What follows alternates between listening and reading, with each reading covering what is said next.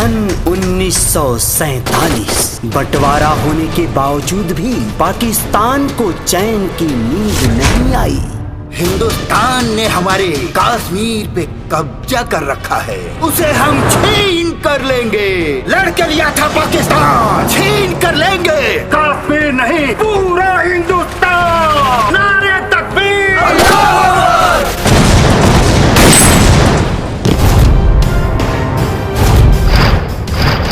वीर सिंह वहाँ खड़ा होता है जहाँ मैटर बड़ा होता है।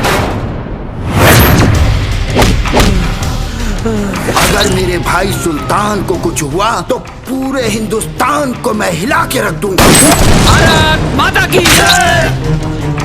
किसी भी धर्म से पहले हमारा मुल्क, हमारा देश। बोल पाकिस्तान जिंदाबाद। वंदे मातरम। तारा के हमरा से प्यार नहीं खे?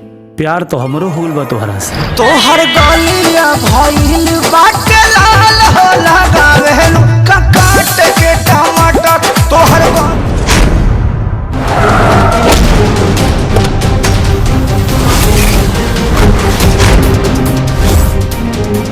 एसीपी हमार धंधा खराब करे में लागल बा, ऊपर से ओकर छोट भाई हमरा इज्जत के साथ खिलवाड़ करे के हिम्मत कैला। तोहर दिल दरिया बा एही से तो लगाओ बा, दिल दरिया बा एही से तो लगाओ बा।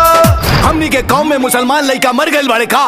थोड़ा सा इस वर्दी के साथ गद्दारी।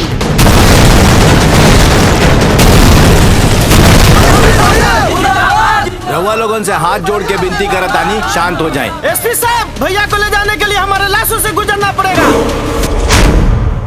चूला तू गाल राजा, मन बापे हाल मजा, लेला जारी साट के, लेला जारी साट के।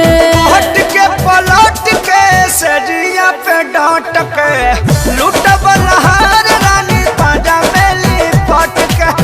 आखिर आगे लेना अली के कदमों में एक दिन पूरा हिंदुस्तान अली के राज होई। बुझाई लो। चुप। देश अली के भी है और बली के भी। देश बजरंग बली के भी है। बोलो गर्व से वंदे मातरम। हमार कसूर ई बा कि हम तारा से प्यार करेंगे। दिल के अदालत में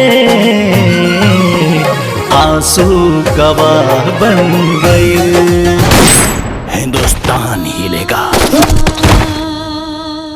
अरे चुम्माला तरसेला होठ गोरे गाल हो, चुम्माला तरसेला होठ गोरे गाल हो, टेपू से घूम घूम भतार रोज दाल हो। यहाँ हिंदुस्तान में पाकिस्तान का नारा भी लगेगा। पाकिस्तान जिंदाबाद। कश्मीर तेरे बाप का जागीर नहीं है जो तू रट लगाए बैठा है। दम है तो तुम दोनों लेख के दिखाओ।